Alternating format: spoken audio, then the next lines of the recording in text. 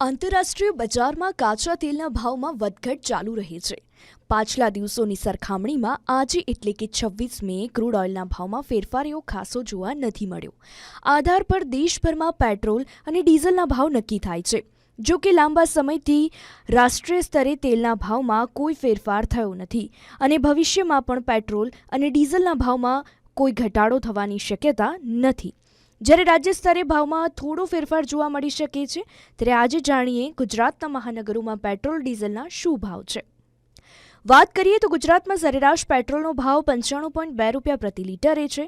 આ સાથે અમદાવાદમાં 94.70 રૂપિયા પ્રતિ લિટરે પેટ્રોલ વેચાઈ રહ્યું છે। સુરતમાં 94.75, રાજકોટમાં 94.35 અને વડોદરામાં 94.12 રૂપિયા પ્રતિ લિટરે પેટ્રોલ વેચાઈ રહ્યું છે।